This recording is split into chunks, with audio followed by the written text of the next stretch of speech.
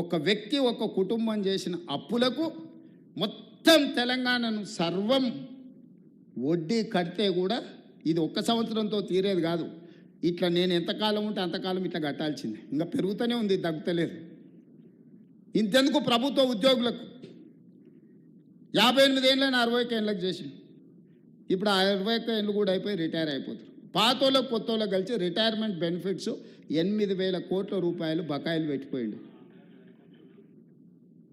నేను నెలకు 200 నుంచి 300 కోట్లు నాకున్న వెసులుబాట్లు వాళ్ళకి ఇస్తే ఏ మూలకి సరిపోతాయి? ఎవరికి ఇవ్వాలి? నేను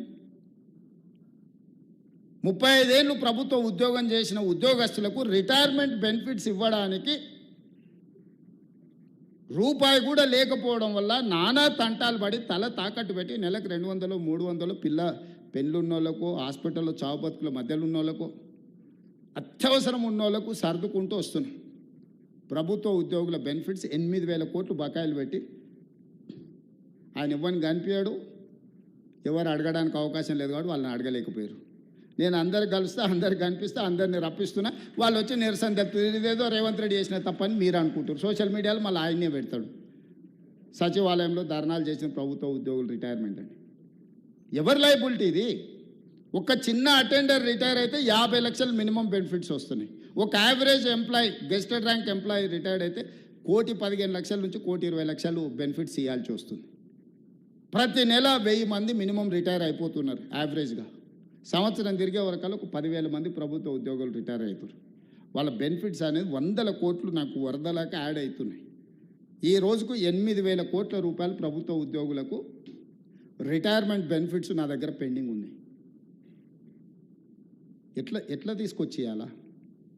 ఏ అప్పు పుడతలేదు మార్కెట్లో. ఊడు మనల్ని నమ్ముతలేడు. ఊర్లలో ఒకప్పుడు భూస్వాములు ఉన్నోళ్ళు పిల్లలు చేతికి రాక దొరికిన కాడల్లో అప్పులు చేసి వ్యసనాలకు అలవాటై తాగుడుకు బానిసలై పత్తాలకు పెట్టి కొన్ని పెద్ద కుటుంబాలు గ్రామాలలో దెబ్బతింటే చూడు, అప్పు ఉట్టకొస్తుంది. పేరు గొప్పగా ఉంటుంది, అప్పు ఉట్టకొస్తుంది వాళ్ళకు. ఇవాళ తెలంగాణ రాష్ట్రం కూడా పేరు గొప్పగా ఉంది, అప్పు ఉట్టకొచ్చింది. నేను ఇది చెప్తే అరే ఇట్లా నిజాలు బయట చెప్తావా, ఇట్లా పరువు తీస్తావా నువ్వు రాష్ట్రాన్ని? ఎన్ని రోజులు దాచిపెట్టుకోవాలి? మీరు చెప్పరు. మన క్యాన్సర్ ఉంటే నేను 6 ప్యాక్ ఉంది, కండలు తిరిగినా అని చెప్తే ఎంతకాలం ఉంటుంది? కనిపించదా చూస్తే?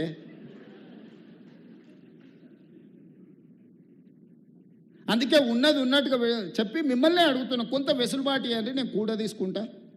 నేను కొంచెం డెట్ రీస్ట్రక్చర్ చేసుకుంటున్నా.